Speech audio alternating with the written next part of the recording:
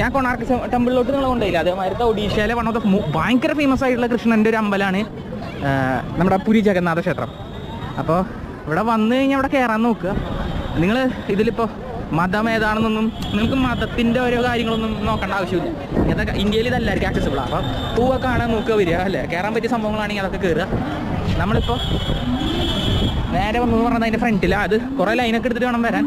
പിന്നെ ഈ ഒരു ടെമ്പിളിൻ്റെ ഏറ്റവും വലിയ ഹൈലൈറ്റ് ഞാൻ കുറേ കാര്യങ്ങളൊക്കെ ശ്രദ്ധിച്ചിട്ടുണ്ട്. അതിൻ്റെ ടോപ്പിൽ ഒരു ഇതുണ്ട്, കൊടിയുണ്ട്. നിങ്ങൾ ശ്രദ്ധിച്ചാൽ നിങ്ങൾക്ക് ജഗന്നാഥ ടെമ്പിളിനെ കുറിച്ച് നോക്കിയാൽ മനസ്സിലാവും. ഈ ടെമ്പിളിൻ്റെ ഈ കൊടി ഉണ്ടല്ലോ, കാറ്റിനെതിരെ ദിശയാണ് ഇത് വീശിയ. അത്ര അത് ഭയങ്കര യൂണീക്കായിട്ട് എനിക്ക് തോന്നിയിട്ടോ ഹോമിച്ച.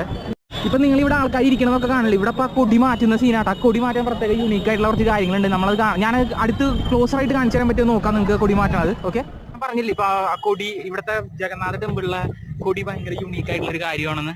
അതിപ്പോൾ അവിടെ കൊടി മാറ്റിക്കൊണ്ടിരിക്കുക. എന്ത് ടോപ്പിലാണ്